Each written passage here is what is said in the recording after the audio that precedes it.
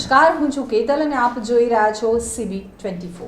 ભરૂચમાં વિદ્યાર્થીઓ ભરેલી એસટી બસ વરસાદી કાચમાં ખાબકી હતી, જેમાં 15 જેટલા વિદ્યાર્થીઓ ઇજાગ્રસ્ત થયા હતા।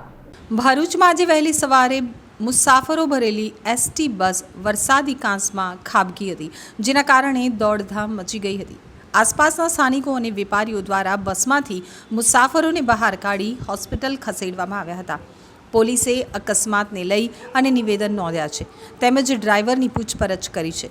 ડ્રાઈવરે નશો કર્યો છે કે નહીં તે દિશામાં તપાસ હાથ ધરી છે। સૂત્રો તરફથી મળતી માહિતી મુજબ ડ્રાઈવરે સ્ટીયરિંગ ઉપરથી કાબુ ગુમાવતા આ ઘટના બની હોવાની વાત સામે આવી છે। ભરૂચના કારેલી ગામથી જંબુસર જતી હતી આ બસ, તો તમામ ઇજાગ્રસ્તોને તાત્કાલિક સારવાર હેઠળ હોસ્પિટલ ખસેડવામાં આવ્યા છે। ચાંદપીર દરગાહ પાસે આ ઘટના બની હતી।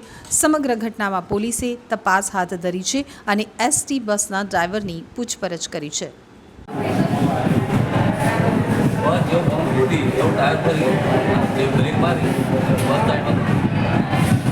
કેટલા વાગ્યાની બસ હતી, ક્યાંથી આવી?